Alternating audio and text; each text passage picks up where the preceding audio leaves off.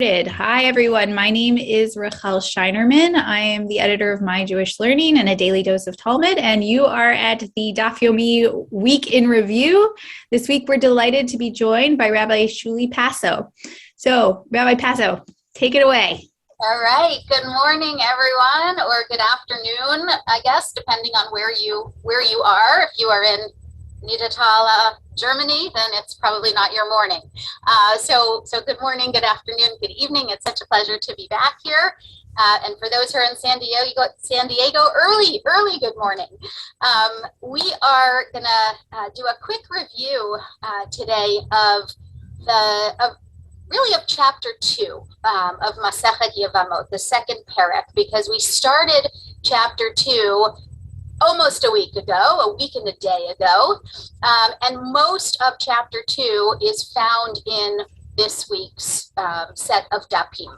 So what I'd like to do is a little bit of an overview of the structure of the Mishnayot and the topics that we find in those Mishnayot in this parak.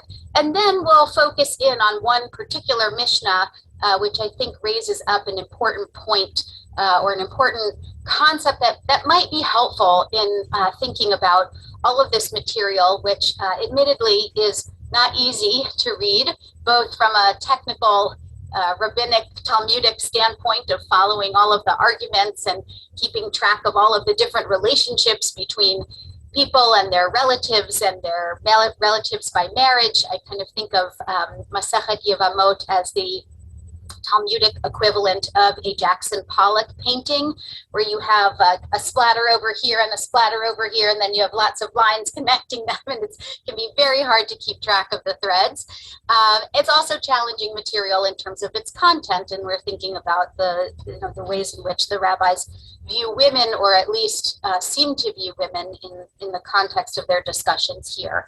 I suspect / hope that other teachers here have addressed that. Certainly, if you've been reading the My Jewish Learning daily emails, a number of the authors have addressed some of those challenges in ways that we might think about that. We're not going to really dive into that today so much. It's going to be a little bit more of a technical or technical rabbinic overview.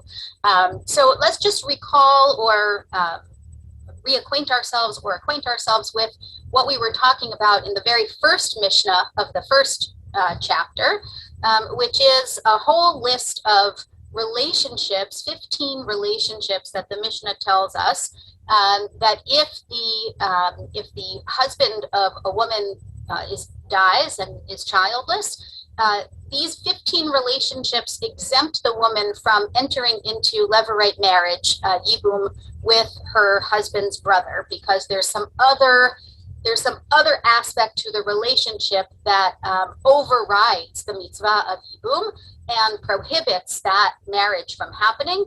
And that prohibition extends also to the woman's co-wives. If, let's say, we'll take the classic example of Reuven, who is married to Sarah and Rivka, and his brother is Shimon, and Reuven dies, and for various reasons, these 15 reasons, Sarah cannot marry her brother-in-law, Shimon. Her co-wife also, Rivka, cannot marry through Yibum. Is exempt from Yibum with Shimon.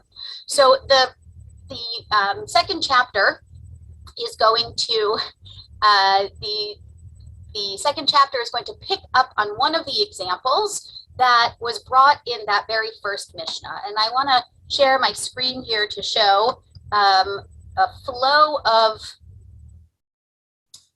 the 10 Mishnayot.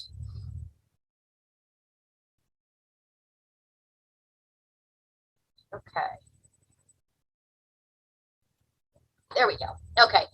So there are 10 Mishnayot in chapter 2. The first Mishnah we learned last week, and it picks up on one of the cases that's brought in the first Mishnah of the first chapter, which is the situation of a wife of a non-contemporary brother. What is a non-contemporary brother? It is a brother who was born after his brother died. So Reuven is married to Sarah. Reuven dies, and Shimon is born. So Shimon was not alive at the time that Reuven was alive. So yes, they are brothers, Reuven and Shimon, but they were not contemporary brothers. Rabbi Passo, would you just make the font size a little larger, please? Yes, absolutely. Thank you. How's this? If it's still challenging, let us know in the comments, okay? Yes, please let me know if you'd like me to make it larger. So the first Mishnah from this parak talks about a case of a wife of a non-contemporary brother. The second Mishnah, which is these Mishnayot 2 through 7, which I've bolded here, those are the Mishnayot that appear in this past week's learning from last Friday through today. So we have another case of a non-contemporary brother. We've zoomed in on two very specific cases. Then the third Mishnah pulls back out and provides us with a few more general rules about the concept of yibum and when yibum does not apply. And that's the Mishnah that we're going to look at in just a few minutes. The fourth Mishnah continues the conversation about yibum, how other aspects of personal status and identity impact the yibum obligation. And then we move into looking at some cases where the identity of the widow is unclear because for whatever reason, it's not clear who is the person who is the woman who was married, and the husband and the brother-in-law marries her anyway. So there are cases described in the fifth Mishnah where yibum is performed without sanction, meaning yibum should not have happened. The levirate marriage should not have happened because it's not actually clear if the woman and her brother-in-law are an appropriate relationship to be married through yibum. And then we go into another Mishnah that talks about cases where yibum is performed without sanction, this time in the context of if it's the older brother or the younger brother, who should perform yibum, what is the preference there. We continue in the seventh Mishnah of cases where something is performed without sanction. This time it's not yibum, it's any kind of marriage. So we're now a little bit on a tangent. We've left the topic of levirate marriage, and we're going to talk a bit about marriage in general. The connecting factor here, and this is why this is all color-coded, is that we got on this topic because we were talking about cases where yibum is performed without sanction. So that's this, if you can see this section in the blue here that I'm highlighting. And so now we're going to talk about, while we're talking about things performed without sanction, we're going to talk about marriage that's performed without sanction, even if it's not yibum. And the cases that the seventh Mishnah, which is today's daf, the cases where the seventh Mishnah discuss are cases where we don't want a certain marriage to happen because we are concerned, the rabbis are concerned, that there's going to be gossip, rumors about the unsavory nature of the relationship. That's the driving factor behind a prohibition against a certain kind of marriage, certain types of marriage. The Gemara is ultimately going to say there are certain cases where even if you shouldn't have gotten married, we're going to allow you to stay married. And some cases where you shouldn't have gotten married, and so we're not going to allow you to stay married, and a divorce is required. Once we're talking about people gossiping about relationships, I'm in the middle of watching Bridgerton, right? So I just watched the episode. If you haven't seen it, it's sort of glorious period piece about society in British culture, and who's whispering about whom being alone in a garden, and they have to then get married to preserve their honor, and right. So now we're kind of like in that sort of headspace here in the Gemara.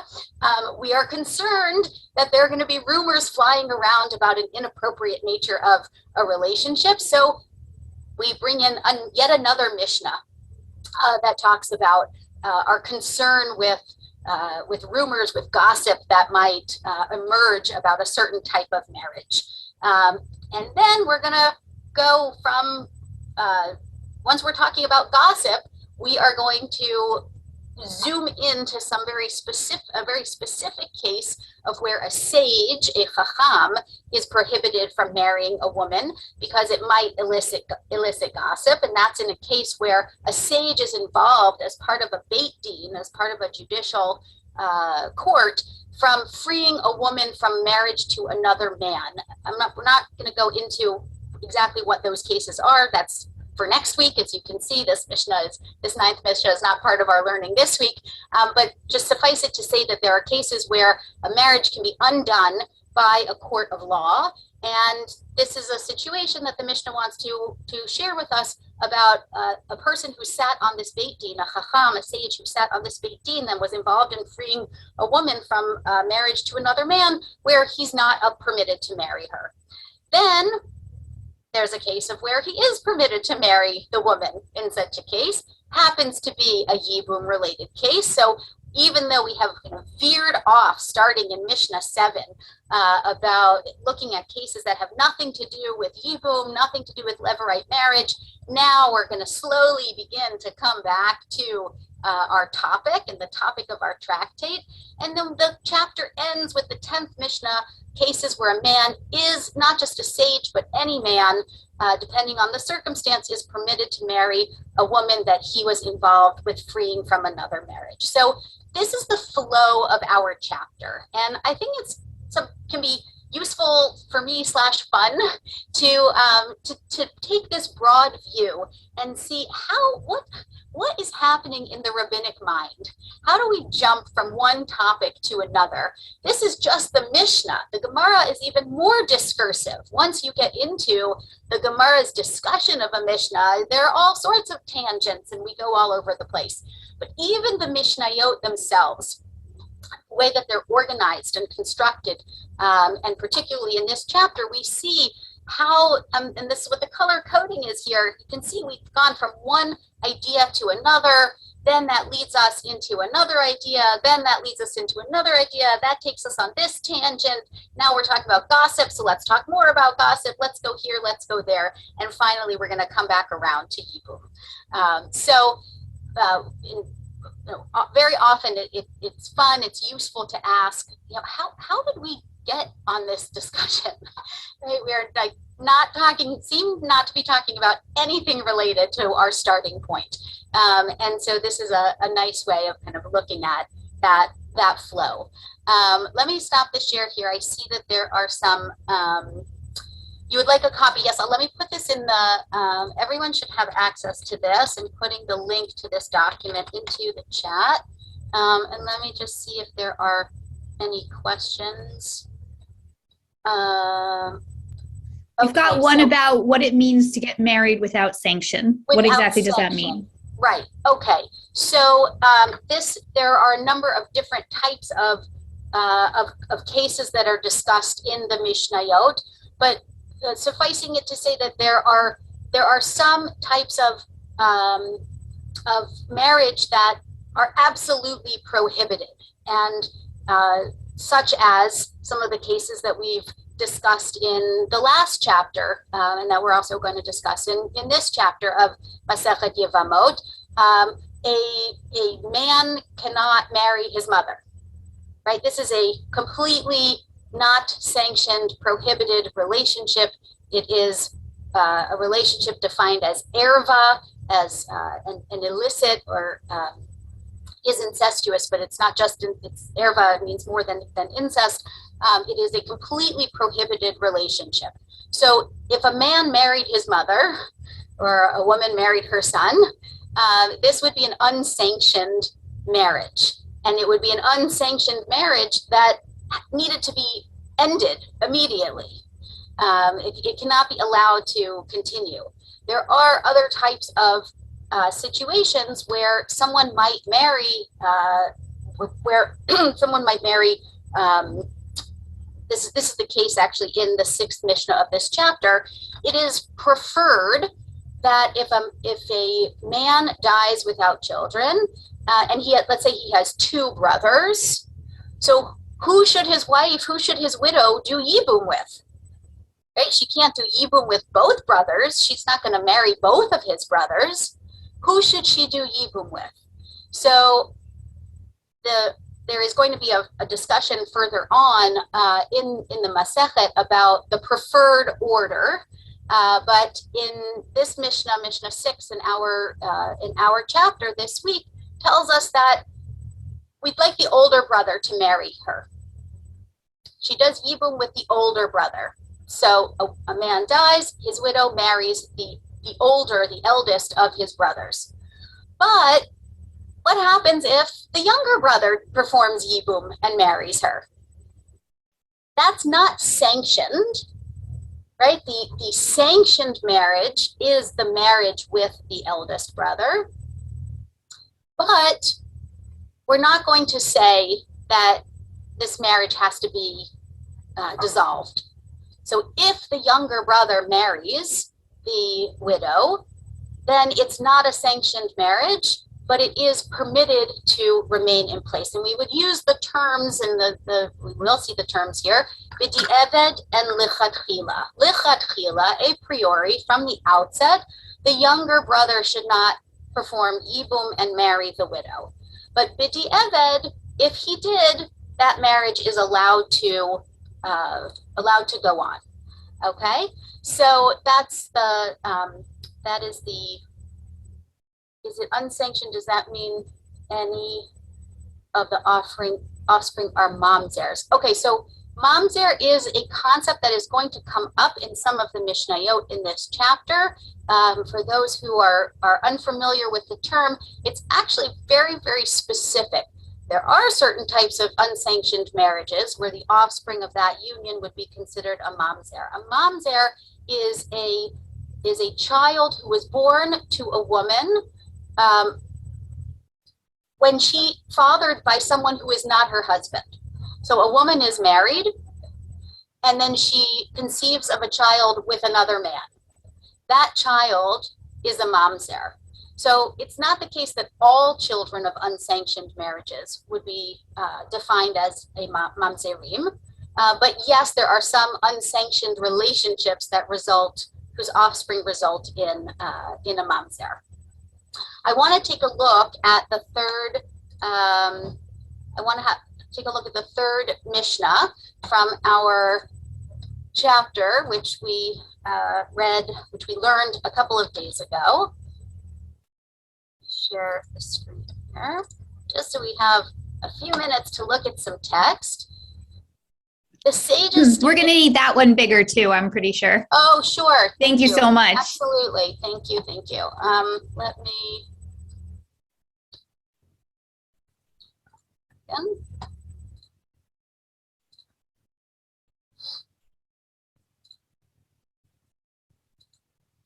And while you're increasing it, I see Hedda asked a question about what happens in 2022. MJL actually has an article on Chalitza, which is the ceremony to get out of a levirate marriage. And it does touch on when this occasion arises in like the contemporary world. Levirate marriage almost never happens, but sometimes Chalitza really does. So I will look for that and put that in the comments while Rabbi Passo is talking here.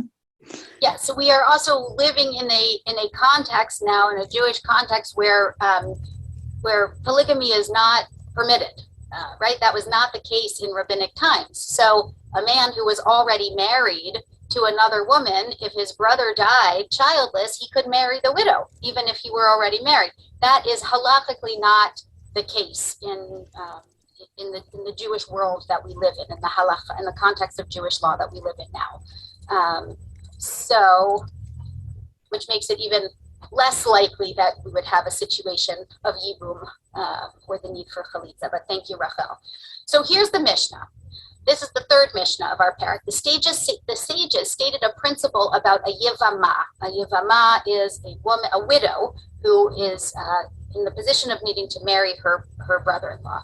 Whoever is forbidden by a prohibition of forbidden relationships, that's the erva that I was mentioning earlier, just so you can see here, isur erva is what the Mishnah is talking about. Oops. Sorry, sometimes Safaria is a little a little too good. They're so quick to bring in the resources. She neither performs chalitza nor enters into levirate marriage and is completely exempt. Okay, this is actually in some ways a repetition of the very first Mishnah of our Masechet, which told us all of the 15 relationships of erva that prohibit yibum and chalitza from happening. So if a woman is married to someone whose brother is a forbidden relationship to her, then if her husband dies, she's not going to do yibum and she's not going to do chalitza with her brother-in-law. She's completely exempt. Now the Mishnah is introducing two new categories of relationships where the yibum is not going to happen, but the woman still has to perform chalitza. So we are not allowed, the woman and her brother-in-law are not allowed to get married. Yibum is prohibited, but chalitza still has to happen, which suggests to us that even though there's a prohibition on getting married, there's some kind of bond. There is some kind of relationship, commitment that requires chalitza to happen. Right? That's not the case in the cases of erva, isur erva, that the Mishnah states here, that our previous parak talked about, our previous chapter talked about. In that case, it's as if there's no such thing as the obligation of yibum. The whole thing disappears. But in two other types of relationships, the obligation does not disappear. It's prohibited, but it's present enough to require chalitza. One way of thinking about this, it's not exactly a perfect analogy, but if you think about both from the Jewish perspective, but even in a secular context, we have an understanding that there's such a thing called engagement and there's such a thing called marriage, right? People may get engaged and then there's a period of time before they get married. So if I'm walking around with a ring on my finger, an engagement ring on my finger, then I have some kind of bond, I have some kind of expressed relationship with the person I am engaged to, even if we are not legally married. So this is kind of what similar situation here. There's some kind of bond, there's some kind of relationship, even though they're not considered married or even marriageable to one another. And if she wants to go free and marry another man, she has to perform chalitza. In fact, she does perform chalitza. So what are these two types of forbidden relationships? Isur mitzvah, a prohibition resulting from a mitzvah. What does that mean? That's referring to secondary forbidden relationships which are prohibited by rabbinic law. So we looked at previously a list of 15 biblical prohibited relationships. The rabbis came along. I think there was one of the My Jewish Learning articles that last week talked about this, creating safeguards. Let's create another series of prohibited relationships that are not prohibited by the Torah, but we, the rabbis, Chazal, we want to prohibit them because we want to just give that extra fence around the Torah. We want to make sure that the biblical prohibitions are not violated. And so those relationships are referred to as Isur Mitzvah. The other type of relationship is Isur Kedusha, a prohibition stemming from sanctity. This is referring to a marriage of a widow to a high priest, a divorcee or a woman who has performed chalitza to a common priest, a daughter born from incestuous or adulterous relationship, a mamzeret, so bringing in the idea of the mamzeret, or a Gibeonite woman to an Israelite woman to a Gibeonite, or to a son born from an incestuous or adulterous relationship, a mamzer. I don't want to understanding all of these cases would take more time than we unfortunately have right now. But the idea behind them is that there are certain types of marriages that are prohibited because there's something in the Torah's imagination, and we can, debate and disagree on whether we like this kind of thinking or we don't. But there is something in the Torah's imagination and understanding called kedusha, which means that certain types of people, by virtue of their status in society, cannot marry one another. So a Kohen Gadol, a high priest, is never permitted to marry someone who has been married before. A regular Kohen is forbidden from marrying someone who was divorced. He can marry someone whose husband died, but he cannot marry someone who was divorced. A high priest cannot marry anyone who was previously married. These are called Isur Kedusha.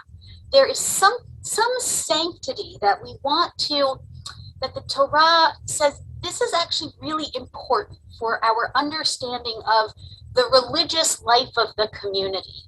And we're going to preserve that sanctity, and we're going to privilege it over the ability to do yibum. We're going to privilege it over marriage, right? I mean, again, this is really, really difficult to think about, but one way of looking at this whole concept is that marriage, family, legacy is so important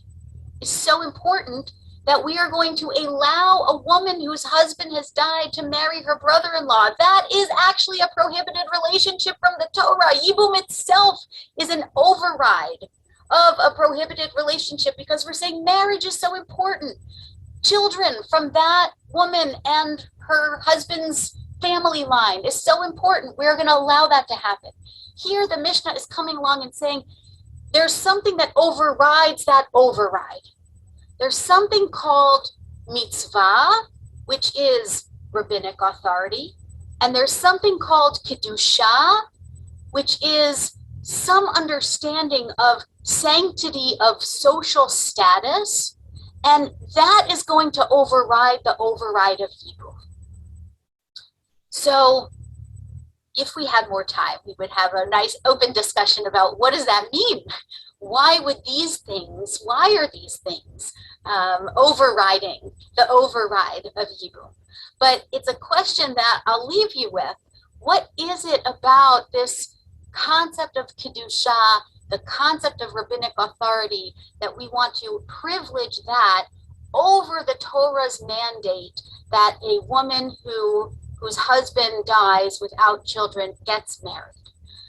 That's the question we'll leave you with. I think maybe, Rachel, we can take a couple of minutes for questions. I know we're technically over time, but I want to give... Rabbi Passo, most of the comments coming in are just extreme gratitude for steering us around some very... I'm seeing you're getting applause too. They're all on mute, so you can't hear it. But giving us the lay of the land and also orienting us to a whole bunch of concepts that are just complicated, because we tend to think marriage black and white, but like this idea that there are all these shades of gray in the rabbinic thinking that are complicated and not necessarily so intuitive to us. I see there's one, if you have a minute, I do see there's a question about adoption. I didn't read it carefully. Let's see, I see a couple questions about adoption.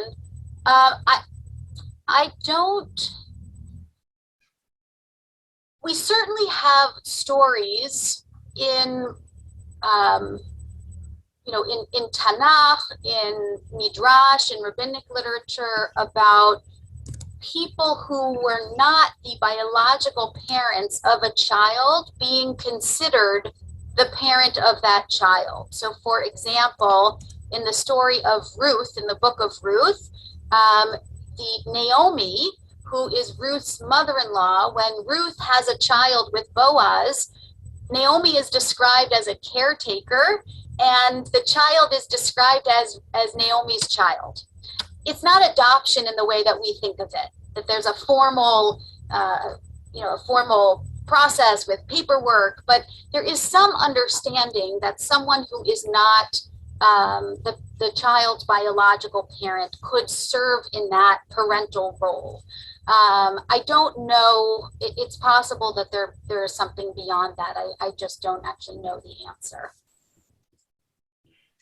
Okay, well then I will answer the last question that I saw come in because that's a technical question. And the answer is that you can rewatch this class on YouTube on our channel, which I think is, it's embarrassing. I don't know what it is. It's My Jewish Learning or myjewishlearning.com on YouTube. We will post it there, but also if you subscribe to our daily email, and there's a little notice always at the bottom of the email about these weekly classes, and usually the next day we post a link to the class for people who are not able to attend. So watch your email tomorrow morning.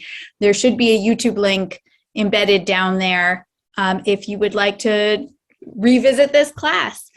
Thank you, Rabbi Passo, for steering us around so many complicated and fascinating topics. Thank you to all of you for being so engaged with us. And I love that I'm recognizing you more and more from week to week. There's a real, to me, a sense of community really building around this class.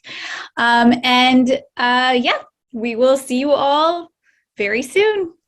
Great to be here with you, everyone. Have a great day.